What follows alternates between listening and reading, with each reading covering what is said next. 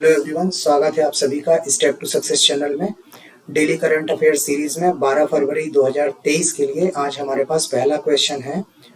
हाल ही में पीएम मोदी ने अरबी एकेडमी अल्जामिया तुसैफिया के नए परिसर का उद्घाटन कहाँ किया है? इसमें ऑप्शन हमारे पास है मुंबई, अहमदाबाद, लखनऊ और हैदराबाद। तो इसका सही आंसर जो है वो मुंबई में है। मुंबई में अभी ये अल्जामिया तुसैफिया नाम से अरबी एकेडमी का नया जो परिसर है, नया सेंटर जो है वो स्टार्ट किया गया है।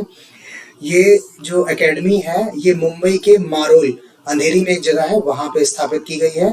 ये दाऊदी बोहरा समुदाय है, उनका शैक्षणिक संस्थान है।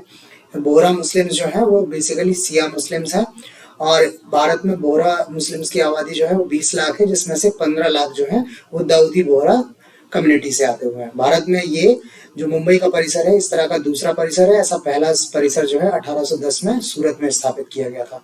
इस जो संस्थान का जो विशेष ध्यान है दाऊदी बोहरा समुदाय के बच्चों के आध्यात्मिक और धार्मिक शिक्षण पर होगा, परंतु छात्रों को अंतरराष्ट्रीय स्तर पर मान्यता प्राप्त स्कूल बोर्ड के पाठ्यक्रम के अनुसार मुख्य धारा की शिक्षा भी दी जाएगी। तो यहाँ पे रिलीजियस एज वेल एज ये जो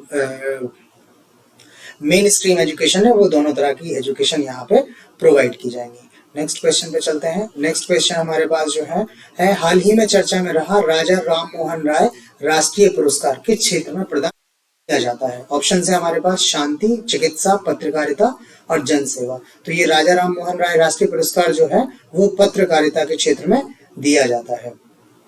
इस साल के लिए ये पुरस्कार जो है वो दिया गया है A.B.K. प्रसाद, इनका पूरा नाम है अन्य भवानी कोटेश्वर प्रसाद। इनको ये पुरस्कार दिया गया है वर्ष 2020 के लिए। ये जो है अविभाजित आंध्र प्रदेश से संबंधित है। इन्होंने अपने जीवन के 75 वर्ष जो है वो पत्रकारिता को समर्पित किए हुए हैं। इन्होंने वर्ष 2004 से 2009 के बीच आधिकारिक भाषा आयोग के अध्यक्ष के रूप में काम किया है। यह पुरस्कार जो है वो भारतीय प्रेस परिषद के द्वारा ये पुरस्कार दिया जाता है और वर्ष 2012 से ये पुरस्कार लगातार दिया जा रहा है। और इस वर्ष अभी 2023 में ये वर्ष 2020 के लिए A.B.K. प्रसाद अन्य भवानी कोटेश्वर प्रसाद को दिया गया हुआ है। नेक्स्ट क्वेश्चन पे चलते हैं। नेक्स्ट क्वेश्चन जो हमारे पास है, हाल ही में शुरू डिजिटल भुगतान उत्सव का शुभारंभ किसके द्वारा किया गया है? ऑप्शन है नरेंद्र मोदी, बी है अमित शाह, सी पीयूष गोयल और डी अश्विनी वैष्णव। तो इसका जो आंसर है वो है डी अश्विनी वैष्णव। अश्विनी वैष्णव जी जो है इन्होंने ये डिजिटल भुगतान उत्सव का शुभारंभ किया हुआ है। ये इलेक्ट्रॉनिक्स और सूचना प्रौद्योगिकी मंत्रालय में मंत्री हैं। अच्छा, इसका जो लक्ष्य है वो ये है कि सभी नागरिकों को आसान और सुविधाजनक तरीके से डिजिटल भुगतान समाधानों तक पहुंच बढ़ाने का प्रयास किया जाएगा। ये जो उत्सव है वो 9 फरवरी 2023 से 9 अक्टूबर 2023 तक चलेगा। इसका मेन जो फोकस है वो दुर्गम सुदूर स्थानों में रहने वालों को शामिल करने पर है। छोटे व्यापारी हैं, जो रेडी पट्टी वाले लोग हैं, इन लोगों को भी डिजिटल भुगतान प्रणाली में शामिल करने पे ध्यान केंद्रित किया जाएगा। अच्छा, इसके साथ एक और इसमें किया है इन्होंने कि ये स्थानीय भाषाओं में UPI 123 पे इसमें एक आम व्यक्ति को आवाज के माध्यम से अपनी स्थानीय भाषा इंटरफेस में भुगतान करने में सक्षम बनाया जाएगा। तो ये टारगेट किया हुआ है कि हर एक व्यक्ति कहीं भी निवास के कैसे करके डिजिटल भुगतान प्रणाली से जोड़ना है। नेक्स्ट क्वेश्चन है हमारे पास, सेना प्रमुख जनरल मनोज पांडे ने सावधान नामक पुस्तक का विमोचन किया है। यह पुस्तक किस कमांड पर आधारित है? ऑप्शन हमारे पास ए उत्तरी कमान उधमपुर, बी पश्चिमी कमान चंडीगढ़, सी दक्षिणी कमान पुणे और डी केंद्रीय कमान लखनऊ। तो इसका जो आंसर है वो है केंद्रीय कमान लखनऊ, डी। अच्छा, यहाँ जो कमान के साथ लिखे हुए हैं ये कमान के हेडक्वार्टर्स हैं। जैसे उत्तरी कमान का जो हेडक्वार्टर है वो उधमपुर में है, इसी तरह से है।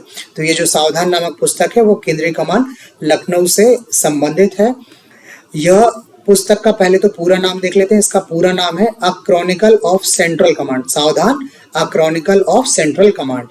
अच्छा, मध्य कमान को हम सूर्य कमान के नाम से भी जानते हैं। मध्य कमान के जो लेफ्टिनेंट जनरल विवेक कश्यप और विक्रम डी सूजा, इन दोनों द्वारा ये पुस्तक लिखी गई है। इस पुस्तक का जो डिजाइन है वो टाइम समूह द्वारा डिजाइन किया गया है, निर्मित किया गया है। एक और फैक्ट ये है कि जो सेना है, भारतीय सेना है, उसमें टोटल 7 कमांड है। तो 3-4 कमांड यहाँ लिखी हुई है, 3 और हैं तो वो आप अपने साइड से देख लीजिएगा। नेक्स्ट क्वेश्चन की तरफ चलते हैं।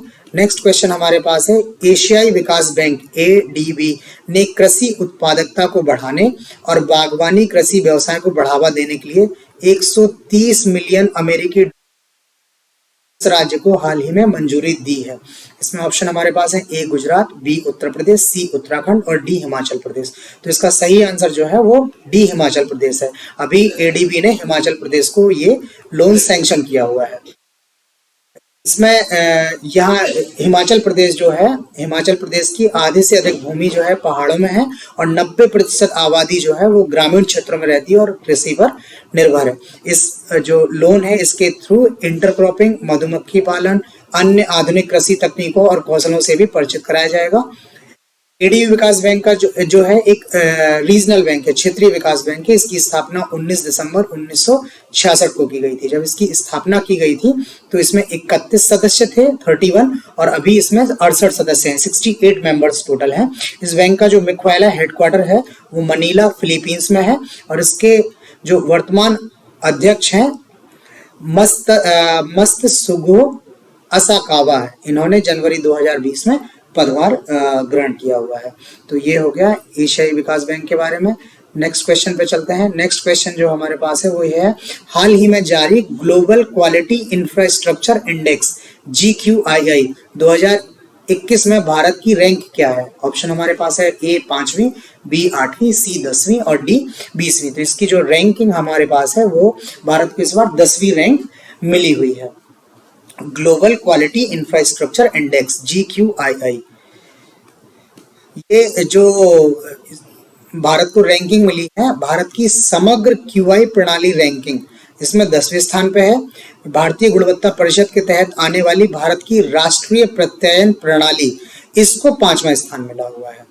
और फर्दर एक फैक्ट है, ग्लोबल क्वालिटी इंफ्रास्ट्रक्चर इंडेक्स के तहत गुणवत्ता पूर्ण बुनियादी ढांचे के आधार पर, गुणवत्तापूर्ण बुनियादी ढांचे के आधार पर दुनिया में 184 देशों पर ये इंडेक्स बनाया गया है और ये देशों के क्वालिटी इंडेक्स की तुलना के आधार पर देश की प्रगति का मूल्यांकन करता है। तो भारत को इसमें जो रैंकिंग मिली है 10वीं मिली है और भारत की राष्ट्रीय प्रत्ययन प्रणाली को 5वीं रैंक मिली हुई है, 5वां स्थान मिला हुआ है।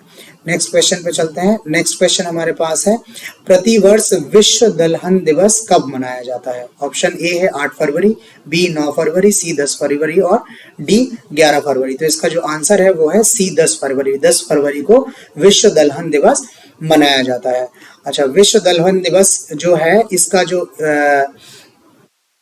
मोटिव है वो ये है कि दालों के पोषण और पर्यावरणीय लाभों के बारे में जागरूकता को बढ़ाने के लिए हर साल 10 फरवरी को ये दिवस मनाया जाता है। विश्व दलहन दिवस 2023 की जो थीम है वो है सतत भविष्य के लिए दलहन। अच्छा, संयुक्त राष्ट्र महासभा ने वर्ष 2016 को दलहन का अंतर्राष्ट्रीय वर्ष किया था। ये संयुक्त राष्ट्र जो है कई वर्षों को डेडिकेट करता रहता है, घोषित करता रहता है। उसी क्रम में इन्होंने 2016 को अंतर्राष्ट्रीय दलहन वर्ष घोषित किया हुआ था और वर्ष 2019 में इन्होंने 10 फरवरी को विश्व दलहन दिवस के रूप में घोषित किया है संयुक्त राष्ट्र महासभा ने। तो 2016 को अंतर्राष्ट्रीय दलहन वर्ष और 2019 से 10 फरवरी को अंतर्राष्ट्रीय दलहन दिवस, विश्व दलहन दिवस के रूप में घोषित किया गया है। तो आज करंट अफेयर्स में हमारे पास इतने क्वेश्चंस ही हैं। आपको ये क्वेश्चंस कैसे लगे इसके बारे में आप हमें यहाँ लाइक कमेंट करके बता सकते हैं। चैनल अगर आपने अभी सब्सक्राइब नहीं किया है तो सब्सक्राइब कर लें प्लीज़, जिससे नए अपडेट के बारे में आपको टाइमली इन्फॉर्मेशन मिल जाए। अच्छा, इस वीडियो में जो भी इन्फॉर्मेशन है उसका फ्री PDF जो है वो टेलीग्राम पे अवेलेबल है। टेलीग्राम की यहाँ लिंक दी हुई है, इस लिंक को आप ज्वाइन करके वो फ्री PDFs डाउनलोड कर लेते हैं। तो आज के लिए हमारे पास इतना ही। नेक्स्ट वीडियो के साथ कल मिलते हैं आपसे। Thank you.